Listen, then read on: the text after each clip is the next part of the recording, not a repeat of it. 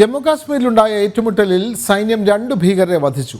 രജൌരി ജില്ലയിലെ നൌഷേര മേഖലയിലാണ് ഏറ്റുമുട്ടലുണ്ടായത്. സ്ഫോടക വസ്തുക്കൾ ഉൾപ്പെടെയുള്ള വൻ ആയുധശേഖരവും പിടിച്ചെടുത്തു. പ്രദേശത്തെ പരിശോധന തുടരുകയാണെന്നും സൈനിക വൃത്തങ്ങൾ അറിയിക്കുന്നു. വിവരങ്ങളുമായി ജിഷ്ണു കൃഷ്ണൻ ചേരുന്നു. ജിഷ്ണു, ഭീകരരുമായിട്ടുള്ള ശക്തമായ ഏറ്റുമുട്ടലാണ് ഉണ്ടായത്. അവിടെ 2 ഭീകരരെ നമ്മുടെ സൈന്യത്തിന് വധിക്കാനും സാധിച്ചു. കൂടുതൽ വിവരങ്ങൾ.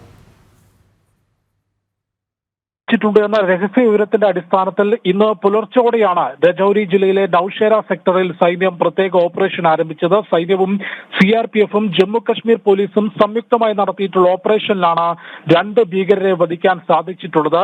ഈ മേഖലയിൽ നിന്ന് സ്ഫോടക വസ്തുക്കളും തോക്കും ഉൾപ്പെടെയുള്ള വൻ ആയുധശേഖരം പിടിച്ചെടുത്തിട്ടുണ്ട് എന്നുള്ളതാണ് സൈനിക വൃത്തങ്ങൾ അറിയിക്കുന്നത്. തീർച്ചയായും ഭീകരവാദികൾക്കെതിരെ ശക്തമായ തിരിച്ചടിയാണ് ഇപ്പോൾ നൌഷേര സെക്ടറിൽ സൈന്യം നൽകിയിട്ടുള്ളത്. ഒരു ഭീകരാക്രമണത്തിന് തയ്യാറെടുക്കുന്ന അല്ലെങ്കിൽ അത്തരത്തിൽ ആസൂത്രണം നടത്തി തമ്പടിച്ച ഭീകര സംഘത്തെയാണ് സൈന്യം തകർത്തത് എന്നാണ് ഉന്നത ഉദ്യോഗസ്ഥരുടെ പ്രതികരണത്തിൽ നിന്ന് മനസ്സിലാക്കുന്നത്. അതുകൊണ്ടാണ് വൻ രീതിയിൽ സ്ഫോടക വസ്തുക്കളും ആയുധങ്ങളും പിടിച്ചെടുക്കാൻ സാധിച്ചിട്ടുള്ളത്. 2 ഭീകരരെ വധിച്ചിട്ടുണ്ട്.